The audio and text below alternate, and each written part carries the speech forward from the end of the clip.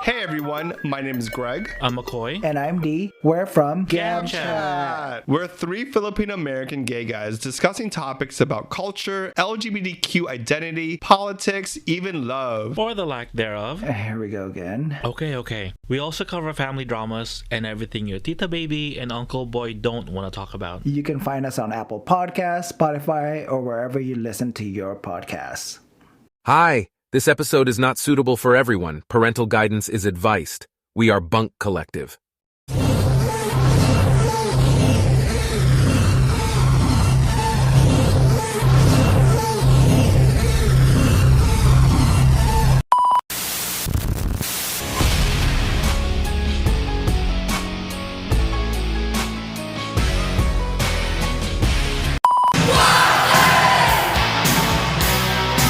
You make my heart sing.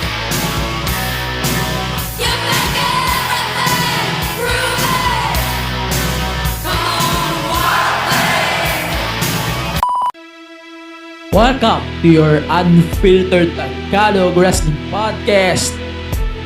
And this is the MTV Show Podcast, a wrestling podcast.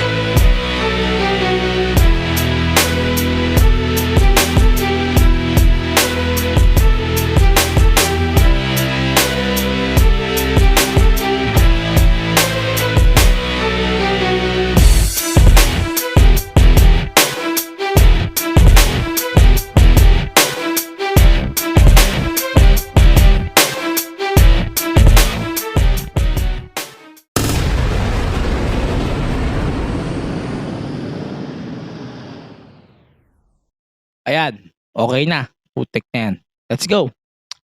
Ayun, no. Welcome to the show. We are discussing, ayun. So, bago tayo magpatuloy sa mga discussion natin, gusto ko muna magbigay ng ilang shoutouts. Number one na yung nagpapagising sa akin right now, Coffee. And Coffee Street. Ayan. Gusto ko mag-shoutout sa Coffee Street. Sobrang sarap nung kape nila. Kape macchiato. Or coffee, caramel macchiato. Ito yung madalas na iniinom ko lately. Kasi, hindi naman sa dahil sa gusto ko magpagising. Mahilig din ako sa kape. Alam niyo naman, mahilig ako sa kape. Alam niyo, kulang na kulang sa akin yung isang tasang kape. And, sobrang ganun ako mag-take ng kape. May trabaho o wala. Ganun talaga ginagawa ko. Kahit yung mga ganitong recordings lang. Ayun, ganun lang ginagawa ko. So, I'm taking coffees and I'm fine naman. Wala naman ako sakit. Hindi naman ako ina-acid. So, kaya mag-alala sa akin. I'm good. Okay. So, ayun. Shoutout ko na din yung katrabaho ko, si Jo. Yung donut nila, alam mo, kinukut-kut ko to habang nagpo-podcast recording ako kanina. Yung tinarantado lang ng aking system, yung buong recording. So, naka-anim na ako. Binigyan ko yung mga kasama ko dito. Ayaw nila kainin. So, I have to finish this thing. Ayun, baka kasi manigas pa kita bukas at pag pinakain ko pa, pinaabot ko pa ng bukas. So, yan. Thank you, Jo. Sarap ng donut mo. Uulit pa ako sa'yo, promise. Tapos, ayan, syempre, may boy bawang ako.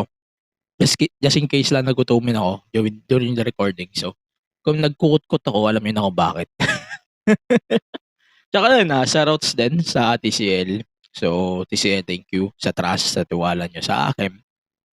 Hindi man ako katalinuhan, pero alam niyo naman kung, ayun, shoutouts din sa inyo. Salamat sa tiwala.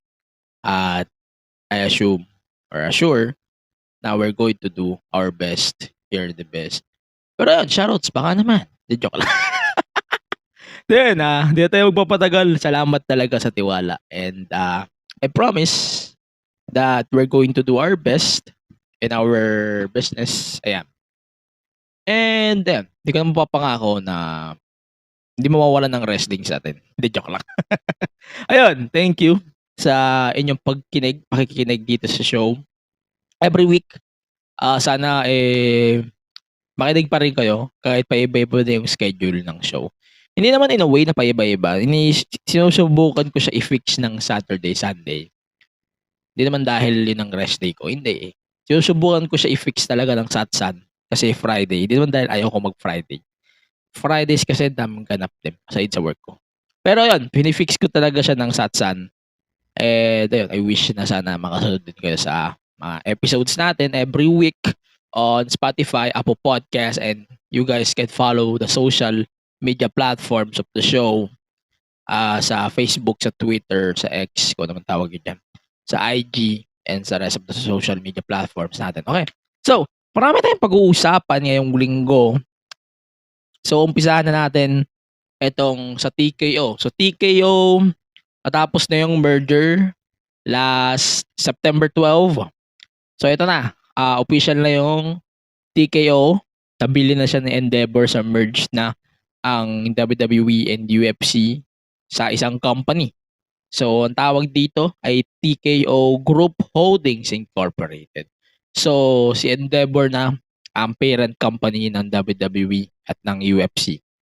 And, ayan na nga. They are now working as business partners, technically business company partners. And then, ayan. So, para lang sa mga nakamiss ng mga paunang announcement when it comes to who will be the persons na i-blame nyo sa mga storyline shit, sa mga nangyayaring masama. Ayan. So, unahin na natin si Endeavor CEO Ari Emanuel. Siya na yung nagtitik CEO ng TKO at ng Endeavor. And then si Vince McMahon is the executive chairman of this new entity na TKO. So may say pa rin siya sa lahat, UFC and WWE. And then Mark Shapiro is the president and COO of TKO. Then si Emmanuel was taken note here that he will not take on any creative roles in WWE and on the UFC, and Nick Khan becoming the president of WWE post-merger, and Dana White is the CEO na ng UFC few weeks ago pa prior dito sa September 12 merger na ito. So yung background din natin pag-uusapan, malaki-laking usapan ito, yung pag-uusap about sa background ng both UFC and the WWE. Basta maraming mag-uusapan when it comes to this. So, explain na lang natin ng madali. So, si Endeavor ay may 51% sa stakes ng TKO Group. Si WWE ay may 49%. Si Vince McMahon, hawak noon, is 34%. Yung WWE at UFC ay mag-ooperate as separate divisions, with Dana White, CEO of UFC, and Nick Khan serving as president of the WWE. Again, tinake natin yung note na to. Si Ari Emanuel is not going to take any creative roles in the WWE and UFC. So, Paul Levesque, Triple H, still the creative head for the WWE. And, ayun, binigyan pa rin nila si Vince McMahon as creative or executive chairman, and nag-nominate sila ng 5 out of 11 board of directors. Pero si Vince ayaw niya din. Ayun, basta yun na yan. Then, ayun, parang best of business na siya. Basta yun. Okay. And then, ito na nga, yung board of directors announced na si Triple H is the head of the WWE. Si Dana White, CEO, hindi siya included sa new board. Pero magme-maintain sila sa mga respective boards. So, yun yung parang, again, ulitin natin ha, yung mga roles, kung ano naman yung hawak nila. So, si Vince is the chairman of the TKO Group. So, yun, TKO. Then si Ari Emanuel is the CEO of TKO Group Holdings. Then Nick Khan, president of the WWE. Si Dana White, CEO of UFC. And then Mark Shapiro is the president and CEO of TKO. COO. So, talaga natin nalilibutan yung COO. Yung emphasis na COO. Yun. So, marami pang magbabago. Marami pang mababago as well. And marami pang babaguhin sa mga ganitong eksena, sa mga ganitong stuff na mangyayari after itong process, no? So, habang in progress itong merger na ito, expected na rin natin na may layoff, no?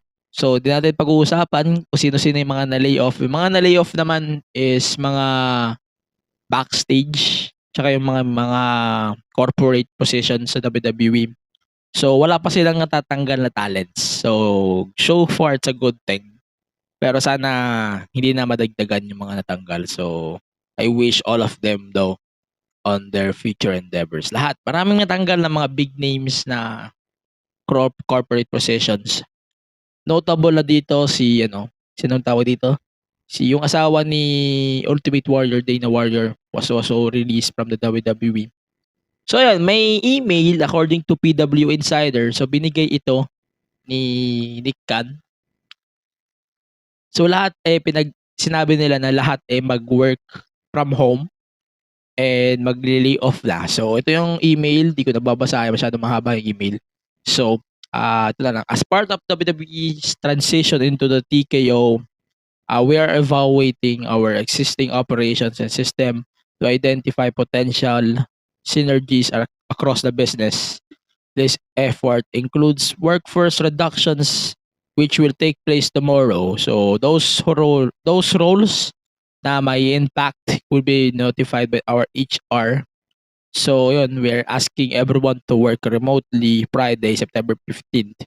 So we can ensure all of the conversations are handled privately and respectfully. So, ano ba tawag dito? We will send out a company-wide email once all of the tomorrow's conversations happen.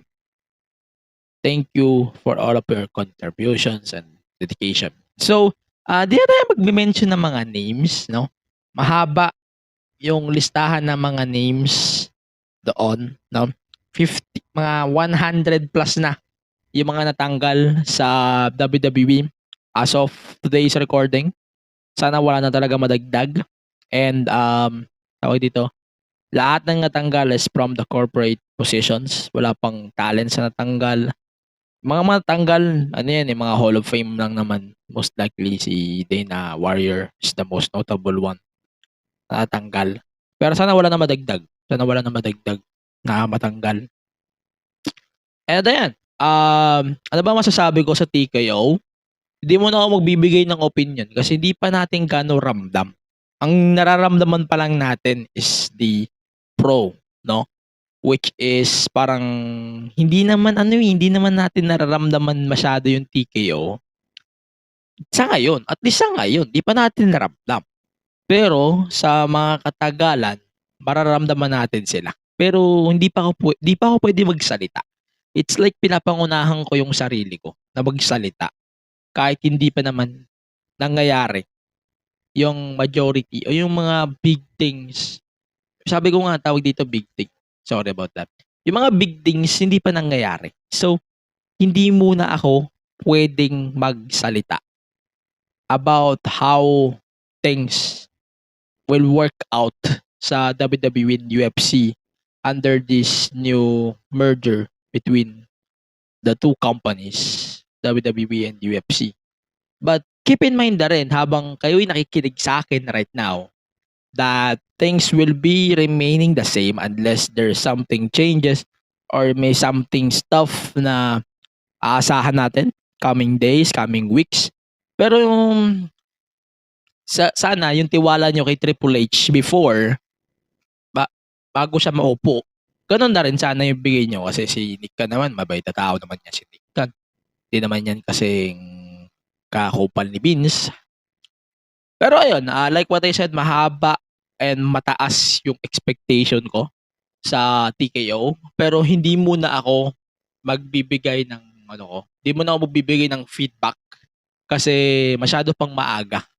And ilang araw pa lang, 4 days pa lang, based up on today's recording, 4 days pa lang after ng merger. So sa tingin ko hindi pa perfect magbigay ng opinion about it. So magbibigay tayo ng opinion in a later date.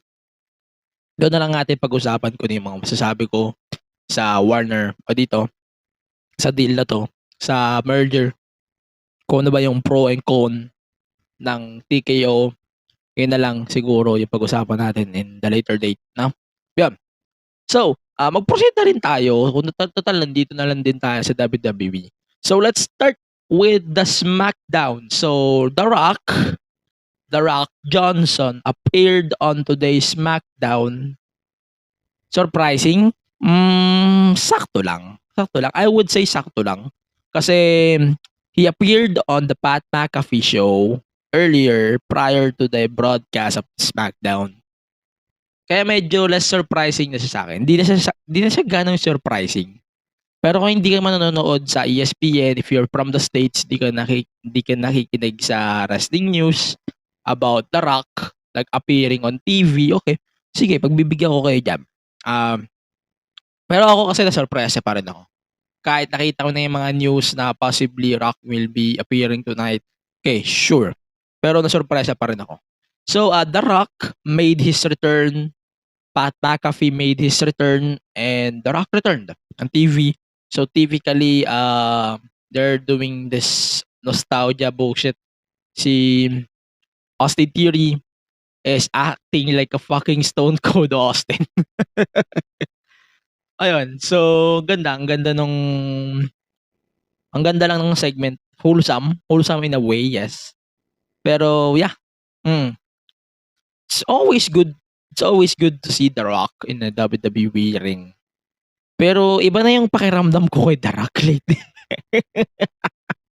Hindi naman in a way na masama. Pero iba lang talaga yung feeling ko every time I see Rock, every time I see Rey Mysterio, or even Cena. Iba yung parang nagiging vibe ko every time I see all of them in the ring. Except sa mga current na alam natin. No? Pero sige, yeah. Thank you for that. Continue tayo with the WWE. Pero ito, thoughts ko lang naman. Wala naman ako masyadong thoughts. Pero yung mga surprises kasi na ganito, kung hindi ka nakikinig ng mga news, wrestling news, okay, yung mga news sa mga nakikinig sa mga YouTube, yung mga Facebook pages, ayan, masusurpresa kayo. Pero yung ganitong surprise na alam nyo na expected nyo na, sige, pagbigyan na lang din natin. Pero ito, nasurpresa talaga ako. Yung mga surprise kasi na ganito, ito yung mga maganda sa wrestling before. Pero, yeah, si Austin Theory, sobrang solid na heel character. Alam ko mag-improve pa siya, nag-evolve pa siya as a solid heel character, which is a good thing to me. And sobrang nag-evolve talaga, no? Ito yun, si Austin Theory nga, ni-reference niya nga si Stone Cold. At saka pinag-mention niya kay The Rock. And isa pang nakakabuwisit. alam ko PG ang WWE. Pero nakakabuwisit. Sa US feed, at saka sa ibang feed, ewan ko kung if TNT Sports is also using the same feed. Kasi with Top Sports, they're using a different feed when it comes to this. Parang pinag-mix nila yung WWE feed and the Fox feed. So, naririnig namin yung you are asshole chants. makulit yung Pero nakakatawa talaga kasi yung majority ng segment, lalo na yung mga nanonood sa YouTube lang, maririnig nyo talaga, you are flip. Pero okay. The segment was fun. It's always nice to see The Rock in the WWE. Pero as a fan for a long time, I'm getting used to the catchphrases The Rock is saying all the time. I wish he could compete soon. May may teaser naman si The Rock nung Pat McAfee show. Pakinggan niyo na lang yung teaser niya doon. Malalaman niyo naman kung ano yung pinagkasabi niya. Nag-teaser doon ng something. Okay. So, continue tayo. So, AJ Styles and Finn Balor competed in the match. Okay. So, the continuity of the bloodline story on AJ will always be nice to me. And yung pagpapakita nila ng Judgment Day, napapadalas, no? Kasi, sila yung tag champion, so it's kind of understandable to me na napapadalas din sila dito down the line. So, yung history nila sa Bullet Club, kita rin natin. Yung history nila sa mga matches, kita rin natin. Pero it's always nice to see Balor and AJ fight in matches. And on the way they're executing the storyline right now, with AJ fighting Roman for CJ Crown Jewel on November 4. Ito na yung parang binibuildan nila yung direction, no? Parang binibuildan nila yung direction parating papunta kay Cena. Papunta sa match nila down the line for Crown Jewel. Okay. So also, to take note, Judgment Day is now fucking so ini-invite nila si Jimmy Uso sa Judgment Day. Nakakabuisit. Ewan ko, di talaga bagay. Sometimes yung mga bagay talaga hindi bagay. Pero yun, continue natin. So, Santos Escobar challenged Rey Mysterio for a US title match. Hindi na naman sinabi kung kailan date. Basta, ayun, parang respect. It's all about respect. They challenged Mysterio for the title. Pero okay naman. That will be good for me. And, continue natin. Okay. Continue natin na. We have LA Knight versus The Miz. Ayan, 2-0 na, obviously. So, that was a really good match. And I never expected na this match will be better than the first time that we got. Or the first one that we got. Okay. And, meron tinis si LA Knight. So, he wants to fight every champions in the WWE. Like si Gunther, si Seth, sino pa ba ito? Si Rey Mysterio, and medyo padiin yung pag-tease niya kay Roman. Medyo madiin, no? And yun, may umpisa na eh. Nag-umpisa na sila sa pag-tease with the Paul Heyman segment weeks ago. So, medyo make sense naman. And nakita na natin yung continuity, di ba? Progress na eh, di ba? And so, it's always nice to see LA Knight, to see in a WWE ring. And it's always nice to see him rin na nag-evolve towards the axis of the WWE Universe. So, magandang bagay siya para sa akin, no? And habang natutuwa ako sa episode na to, sobrang natutuwa rin ako sa Denver crowd na to. Sobrang over. Imagine mo yun, nakuha nila lahat ng talents in one night. Pat McAfee, Rey Mysterio, The Rock, John Cena, AJ Styles, all of them in one show. Man, it's just fucking amazing. Sama mo pa si Miz. Man, so fucking good. And, ayun. Ano pa ba? So, yun lang. Magpapeda yung notes. So, the final segment of this episode of SmackDown. So, so John Cena appeared on the Grayson Waller effect. And, ano pa tawag dito? Di siya nakapagsalita. As in, Jimmy Uso appeared.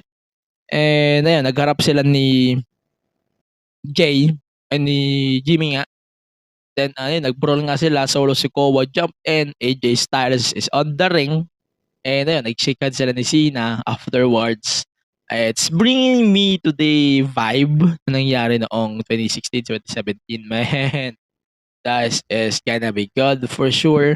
And, alam mo yun, sobrang ganda rin ng pagsama nila. Yes, it's messy. It's very messy. Pero, the continuity kasi with Cena and AJ na feuding with the bloodline. Ayun, sobrang ganda rin kasi ng sobrang ganda ng continuity nila. Pero ang labo sa akin, why is Waller evolving with everyone? Bakit nga ba na-involve si Waller and everyone? Like, huh? At this point, I don't get it, man. Why? Pero yes, we're getting the cool tag match, pero it's just weird. Parang weird. As in, weird. Weird yung trato nila ngayon kay Cena. It's just weird. Okay. So yeah, the episode was rushed in a way. Yes, this episode of SmackDown was rushed, and but regardless, overall the show was amazing. Pero ang problema lang natin, medyo we feel na it's rushed talaga. No? Okay. So, continue tayo with Raw. So, Raw, madali i-recap ang Raw eh. So, start tayo with the tag match between the Judgment Day versus Kevin Owens and Jey Uso. So, Jey Uso is now part of Raw. And then, ano pa ba? So, parang wala pa rin tiwala si KO kay Jey, no? Alam niyo, di niya talaga malimutan yung story niya with Bloodline eh, no? Nakakabuisit. In a way, nakakabuisit. Pero it makes sense kasi si KO naman eh yung ugali yung story niya ngayon is wala siyang may trust issues sa lahat ng members ng Bloodline. But eto isa pang isa mo ng Pero ayan, yung kay Jay, ang ganda ng detailing nila kay Jay ha. Pero yung magandang pwedeng i-detail na yung blue details na yung pinapa-highlight nila kay Jay kasi he wants to be different. Yung mga logos niya na red, naging blue na. So yeah, parang dinidistinguish na rin sila as different ni Jay and ni Jimmy. So it's a good thing to me, no? Pero ito isa pa ha, bago tayo maglokohan dito ha. So, putang ina, please stop putting fucking, anong tawag dito? Tangina bino-volume up nila yung crowd. Pag si Dom na yung nagsasalita, tingnan mo yung ganyan, kakaganyan nyo, buwisit. Nakakasira kayo ng segment eh. Tingnan yung segment ni Rock nung SmackDown. Doon SmackDown lang. Putang ina pre, mas nangingibabaw po yung fake crowd kaysa sa crowd mismo. Alam mo pre, ayokong maniwala na fake crowd yung kay Rock na yung volume ng crowd doon. Parang fake crowd talaga. Pero nakakabuisit kasi, ganun yung volume ng crowd nila nung pagtapat doon. Nakakailing, naiiling ako. Every time I hear the Rock chants, parang talaga. Para siyang fake crowd na hindi ko ma-appreciate while they're doing that. Ba't nila pinapalakasan yung microphone ng crowd o ba't nila nalaksan yung volume ng crowd? It's just turning me off during that segment of SmackDown. Ayun, ganun din kay Dom. It's very applicable din to Dom. Labo eh. Kasi sobrang lakas talaga ng boost ni Dom kahit wala yun eh. Kahit wala silang gawin eh. Maganda sana kung natural lang yung natural naman yung hatred ng tao kay Dom. So why people are fucking dito? Ba't pa nila ine-excessive masyado? Ganun lang. Parang ine-excessive nila masyado.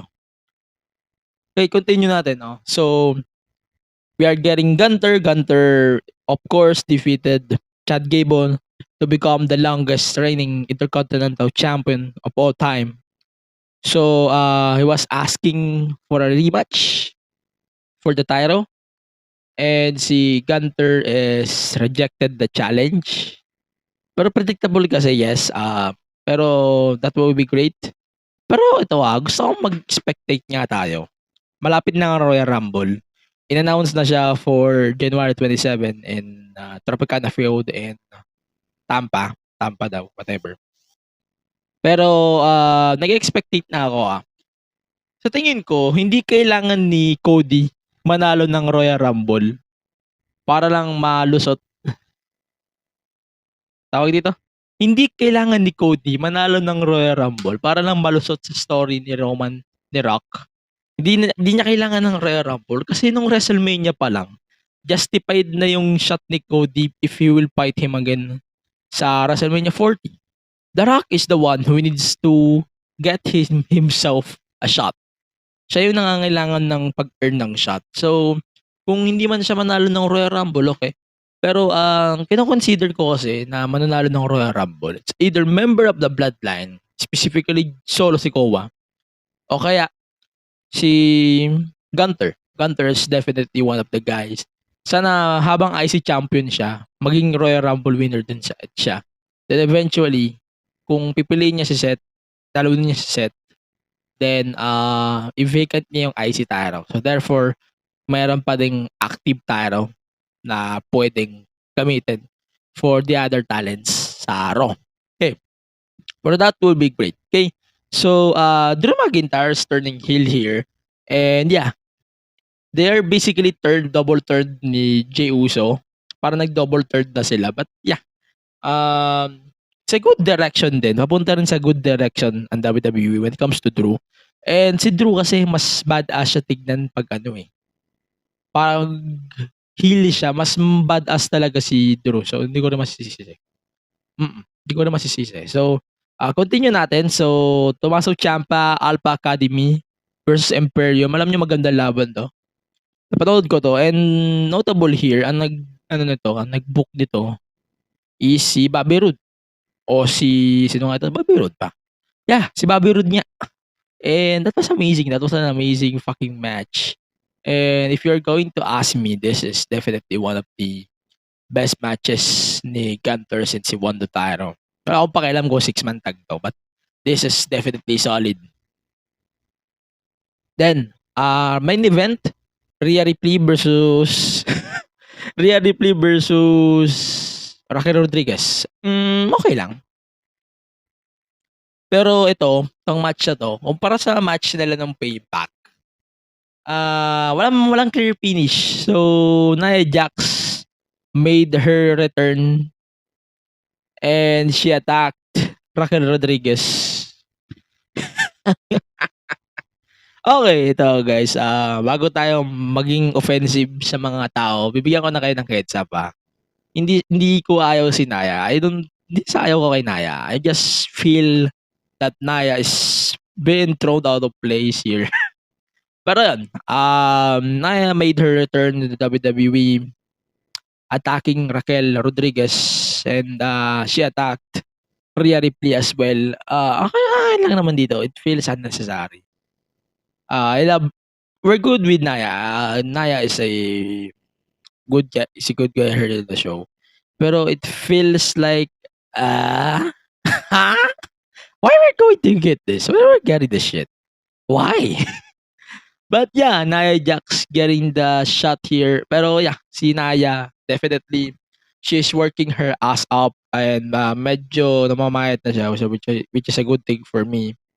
Okay, she's improving. Now, NXT. Let's go to NXT now. So, Becky Lynch is now the NXT Women's Champion. Ano masasabi ko? Sa tingin ko lang, medyo meron akong portion na okay lang kasi they are positioning NXT na ulit as the top show. Meron din naman akong impression na, parang hindi ko kailangan to. If they want to establish Tiffany Stratton really well, parang mas gusto ko pa matalo si Becky ng hindi malinis. Yun ang thoughts ko. Yun ang parang afterthought ko about it. But Becky winning can pull ratings in the NXT. So, justified na kung bakit nanalo si Becky dito. But let's go to the recap first kung ano yung mga nangyari sa buong NXT episode na ito, no? So, start tayo with the Ilya Dragunov versus Wesley. So, Ilya got the win for the title shot. So, he will face Carmelo Hayes for the NXT title against No Mercy. Surprised din ako na ito yung nag-open.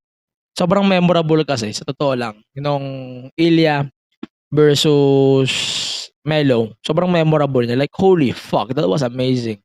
Imagine, we're getting around to this and I cannot wait for this match. Like, holy fuck. We're getting another match. And that was amazing, man. Like, we're getting another one. We cannot wait until the next pay-per-view and we'll find out on the next thing kung ano may mangyayari dito. Go. So, continue natin sa Baron Corbin. Alam mo, sa totoo lang, Baron Corbin, sobrang awkward to see Baron Corbin as babyface. Sobrang awkward to see as Baron Corbin babyface.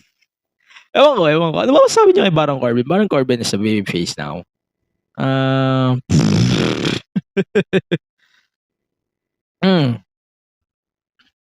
Parang ewan ko hindi siya kinukumit ng WWE sa babyface. But Corbin is working here as a babyface. So yeah, Corbin is, ang ganda naman eh. Ang ganda ng, ano niya eh, ng presentation niya eh. Like, this presentation of Corbin is definitely one of the best ones. And, kaya niya naman kaya niya mag-elevate ng kung sino-sino. No? Pero sobrang ganda, oh. Sobrang simple kasi. Si Bron, ang weakness niya promos eh. Parang yung tatay niya. Totoo lang, si Bron parang yung tatay niya. Ito yung weakness niya eh. Pagdating sa mga segments eh. Ito yung mga weakness niya na ayan, pagpapromo. ito talaga yung weakness ni Scott Steiner.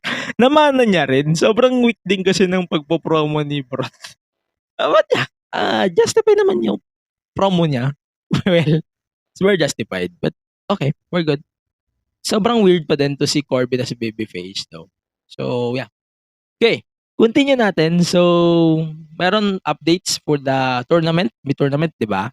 Na nangyayari ngayon. Wait lang, hanapin nga muna natin. So, may Global Heritage Invitational. So, yung Tyler Bate vs. Axiom. Ang ganda. Ang ganda ng match na to. And the tournament is running in progress. So, maganda yung tournament so far. Parang G1 siya. Kung nag-enjoy kayo ng G1, for sure ma-enjoy nyo rin to. Yun. And then, yun na nga, isa pa, Nathan Fraser versus Akira Tozawa. Man, it's always nice to see Akira Tozawa. And si Nathan Fraser is just so good then as well. Pero puta ka na, ba't kasi ang ngikili? Oo, parang si Joe Coffey. Feeling ko talaga parang may they're building something stuff here. Sa next week natin pag-usapan yung buong thoughts ko sa bracketing ng Heritage tournament na to.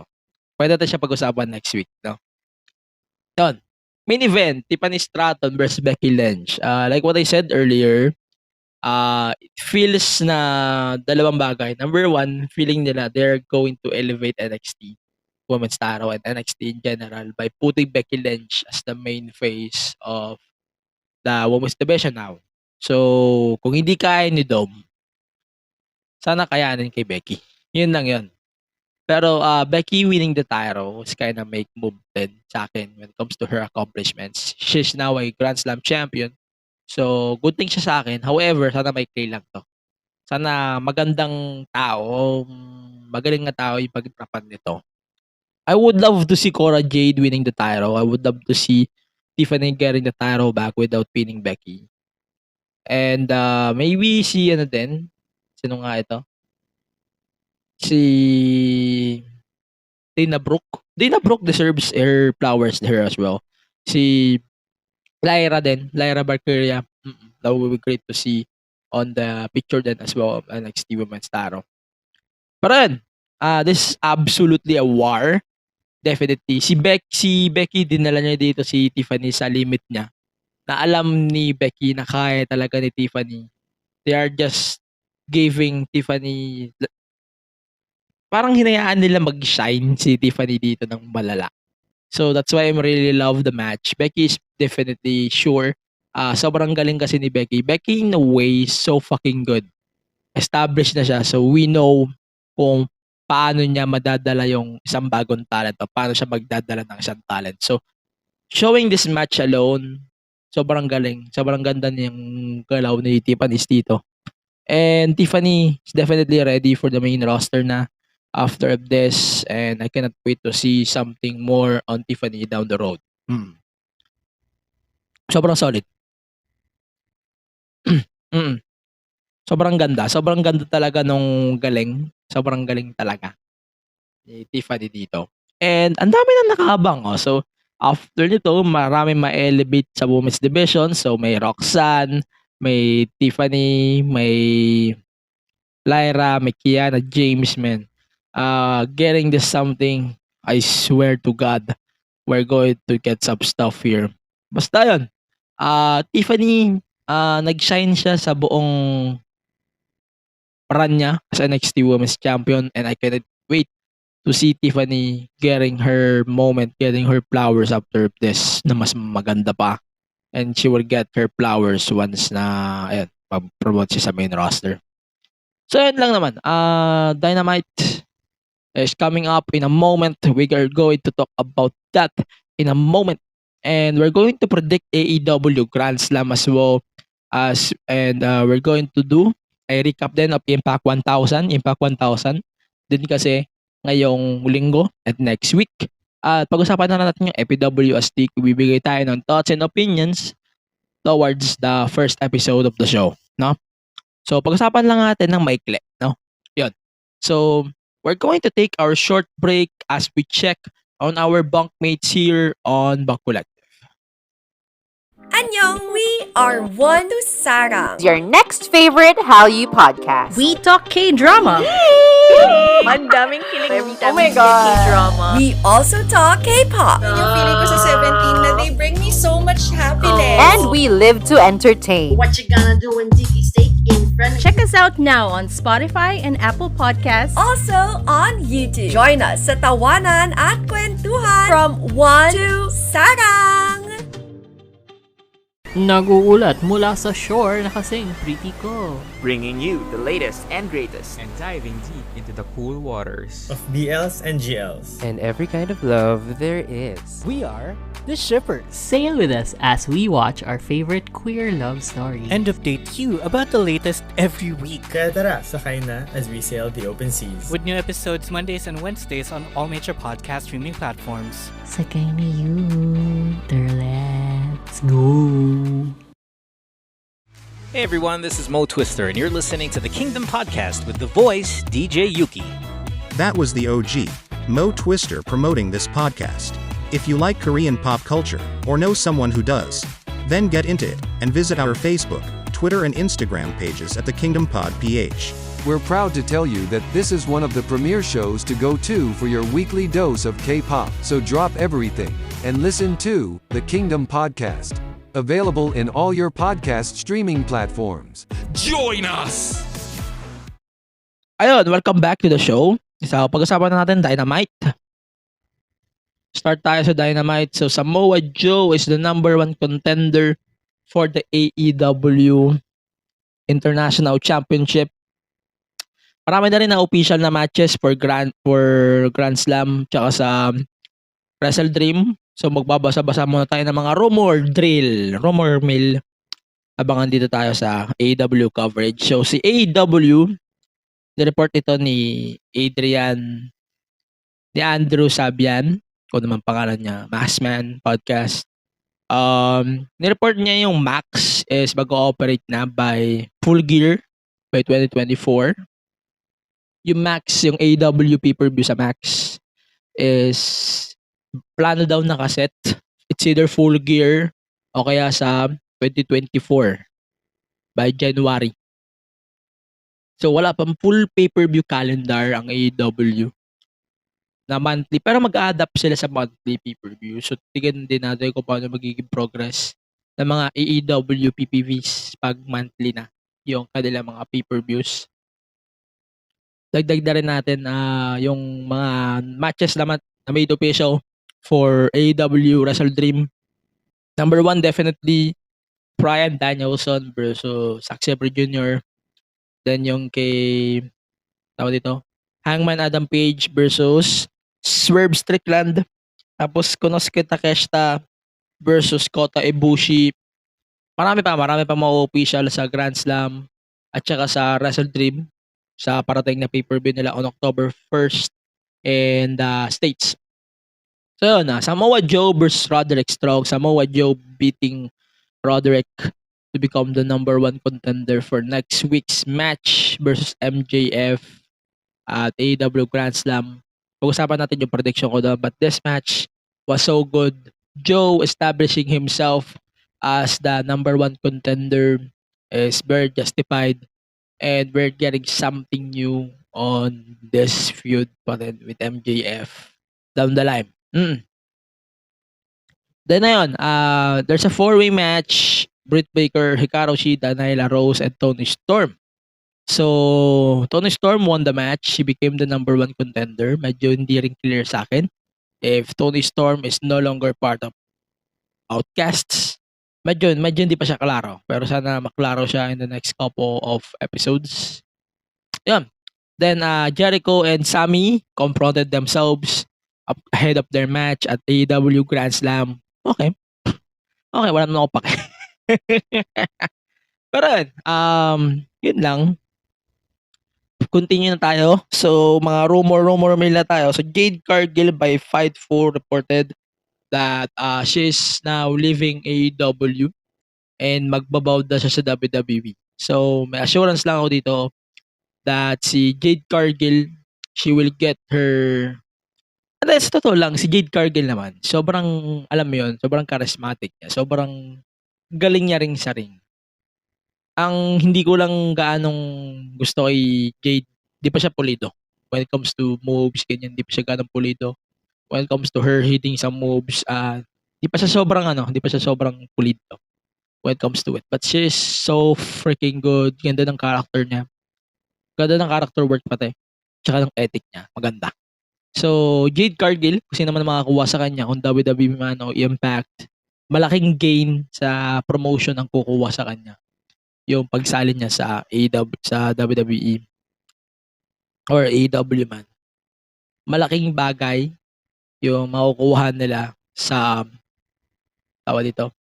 Malaking bagay para sa akin na kung yung mag-gain nila kay Jade, kung naman yung gawin nila. Okay. So, predictions tayo ng AEW Grand Slam. So, MJF versus Samoa Joe. Obviously, I think si MJF ang mananalo dito in a way. Anyway, feeling ko they're going to... There's someone who can screw MJF. Most likely, Adam Cole naman ito. Then, Saraya versus Tony Storm. There's no absolutely way to see Saraya losing just yet. So, most likely, Saraya ito. Then, Chris Jericho versus Sammy Guevara. Medyo naglilin ako kay Sammy dito. Kahit ayoko sa kanya. Sammy ito. Then, Claudio Castagnoli versus Eddie Kingston for the Strong and ROH title. Strong open weight. Feeling ko, feeling ko mananalo si Eddie dito. Parang crowning moment na rin to ni Eddie Kingston. Yun. So, feeling ko ganun ang mangyayari. Then, finally dyan, Moxley versus Rey Fenix. Max to. AC. Si Max to. So, yun. Yun lang yung prediction ko for AEW Grand Slam. Ayan, may match pa pala. So, Christian Cage and Luchasaurus versus Darby Allin and Sting. Ay, nako. Okay. So, continue na tayo. Impact. So, Impact 1000 was aired just days ago. So, yun. Dalawang episode ito back-to-back. So, Impact 1000 ito, TV special. And, yun. Gawa tayo recap ng Impact 1000. So, nagkaroon ng Fist and Fire dito. So, ito yung mga nanalo sa Fist and Fired. So, Chris Bay, he got the briefcase number 1. Then, saan tawag dito? Chris Bay, kinakuha niya yung number 3. Then, si Crazy Steve, he got the number 1. Moose got the number 1. Si Moose, ang nakuha niya, nakakuha siya ng briefcase. Then, si Yuya Uemura, nakakuha rin siya ng briefcase then. That's the briefcase number 4. And si Moose, he got the last briefcase number 2. Ayun. Then, tuloy na rin natin. So, Rohit Raju returned to the company, which is a really good thing. Then, so, Team 3D din. Team 3D made the return. First time in 7 years. Sobrang nostalgic din ng Team 3D. Then, Josh Alexander, man, so nice to see Josh in a WWE and AEW or Impact Ring. Sobrang galing talaga, sobra. Then ayun, yun lang naman. So, they announced na tawag dito, Tracy Brooks will be inducted to the Impact Hall of Fame sa Bound for Glory. So, yun. Then, Chris Sabin defeated Leo Rush for the X Division title. Title change ito. So, yeah. Sobrang galing talaga. Sobrang sobrang ganda ng pag-promote nila ng Impact 1000. Galing. Magaling yung pag-promote nila. Tapos yung detail pa ng mga pagpo-promote nila on the spot. Sobrang galing. Sobrang consistent ng Impact. So, kung may papanoorin kayo na promotion sa WWE na AEW, you should focus on Impact talaga. Impact yung una nyong panoorin. Trust me, Impact can change your life when it comes to the feuds and build-ups na pinaggagamit nila before. Then, tuloy na rin natin. So, EPW Astig. Magbibigay nga tayo ng first impression ko sa show. So, di ko natapos ng buo to So, di ko natapos ng buo itong EPW Astig. Pero ito yung mga observation ko, and the community, majority of the community is also observing what we're getting. So again, first episode pa lang naman ito, marami pang magbabago, no? So ito, sa lahat ng episode ng EPW Astig na ito so far, they're going to show the tournament na nag-in progress sa EPW, yung tournament nila for the EPW title. So again, ang con ko dito, masyado ng late. Tsaka parang feeling ko they are just feeling ko hindi naman sa nagsasayang ng oras. Feeling ko lang may mga something lang na hindi kaaya-aya. Yun lang. Then ito, observations din. Yung frame sa replay, medyo hindi siya bagay. Hindi bagay yung frame. Obserbahan ko rin siya doon. Tapos, yung mga shots, matches, alam ko naman mag-i-improve pa to sa ibang shows. Or nag-improve na to sa ibang shows. Pero feeling ko yung iba, parang ang strange kasi panoorin. Ibang shots nito. Itong show. Alam ko naman na medyo nag-develop pa yung EPW. Pero, sana yung ganyan, i-consider nila as upgrades din. Then, yeah. Wala namang bago sa akin. Wala namang bago dito sa mga ganitong matches ng EPW. It's very indie one. Kung nanonood ka ng WWE, panigurado ma-appreciate mo ng malala itong format ng EPW on what they're having right now.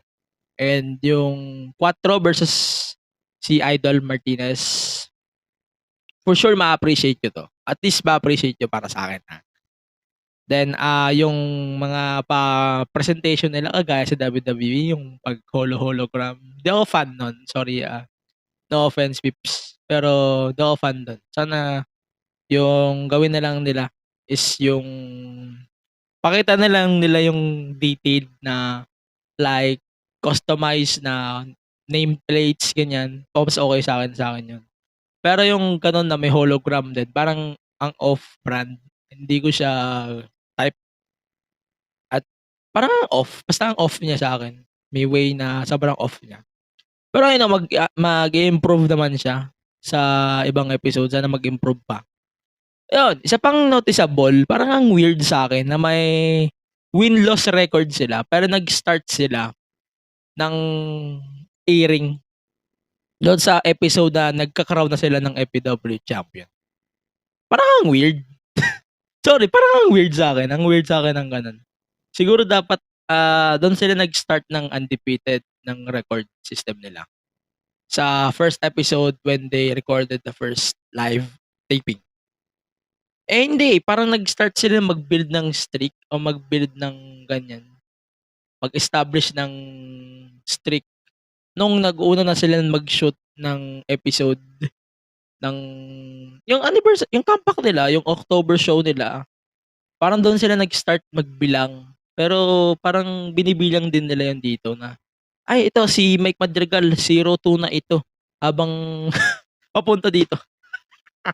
Parang ang off-brand niya sa akin. Basta sana maayos din ang FPW yun. Sana tanggalin na lang nila yung mga matches na hindi naman televised sa kanila. Yun, sana hindi na lang nila ipakita dito, i-emphasize yung mga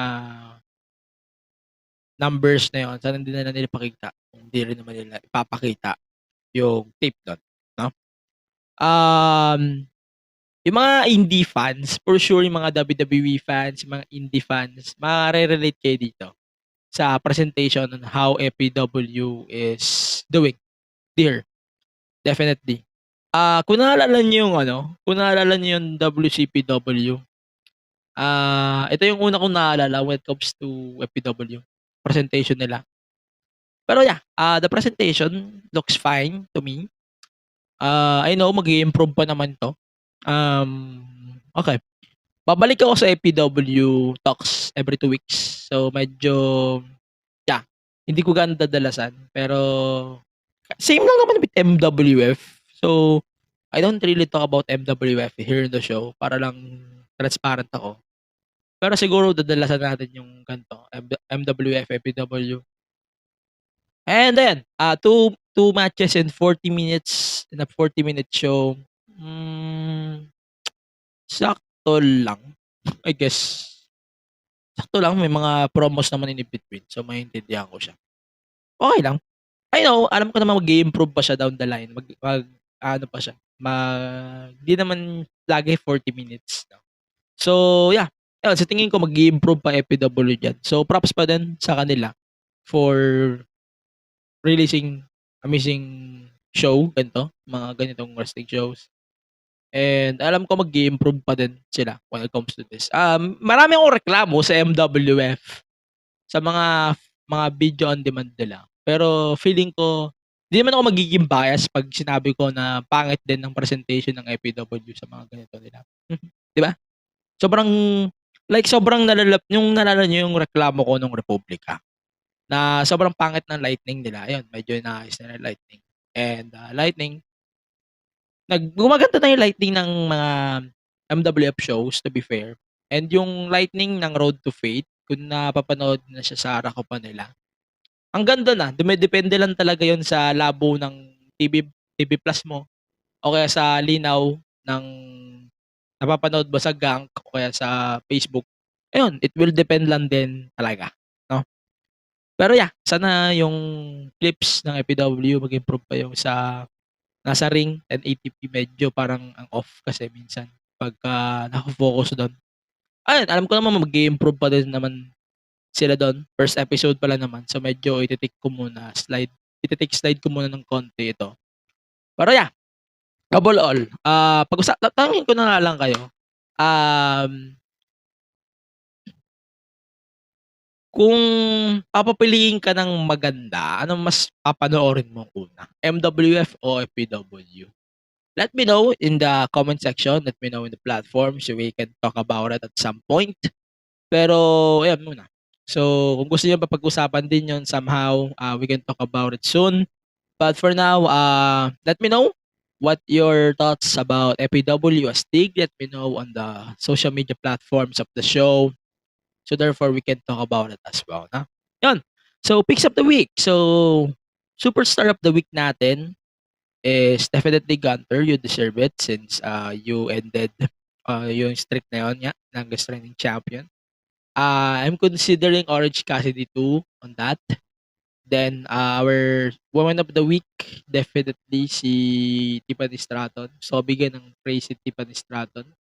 Then, ang ating match of the week para sa akin, Gunter versus Gable. Easy lang. Easy. Gunter versus Gable for the IC title on last week's Raw.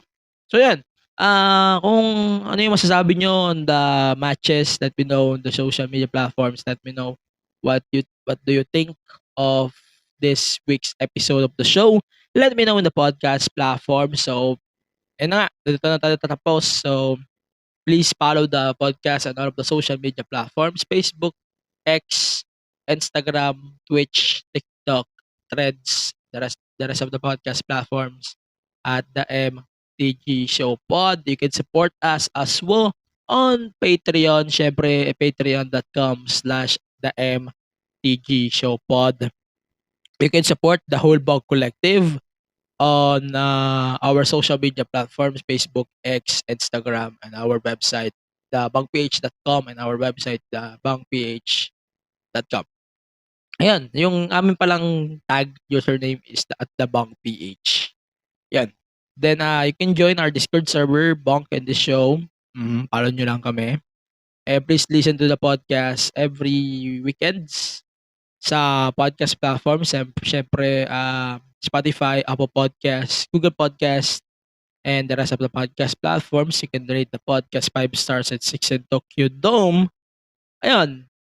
Follow nyo na itong podcast sa Facebook, sa X, sa Threads, sa Instagram, sa lahat ng social media platforms at AG Penera. Always supportahan nyo yung MWF. They're releasing content na for Rock of Manila sa TV every Mondays 9 p.m. Part 2 na by this week. As of today's recording, part 2 na ng MWF Road to Fate. And yun, panoorin nyo din Pinoy Wrestling as always sa Rock of Manila every Tuesday 9 p.m. on Rock of Manila. Also, panoorin nyo na rin yung Dexcon. May video on demand na ng Dexcon. So, kung gusto nyo panoorin yung Dexcon, ayan, nandiyan naman sa social media platforms ng mga Dexcon partners, Kayfabe Cafe, Channel 14, Fight Sport Manila. And you will find out naman kung paano kayo makakabili ng Dexcon sa mga partners ng Dexcon. Ayan. So, you can check all of the partners ng Dexcon. It's only 350 pesos a month, or 350 pesos for the BOD. So, if for good na yun, you can watch the whole Dexcon on there, on the sake of your home. Then, pangatlo, FPW Astig every Thursday is 4 p.m. on their YouTube channel. Yeah. So, you can watch it as well. Yung tatlong promotion, you can watch it as soon as we can.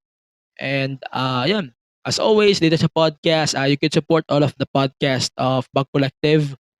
And, yun, pakinggan nyo kami sa lahat ng aming mga shows dito, Bug Collective. Yeah.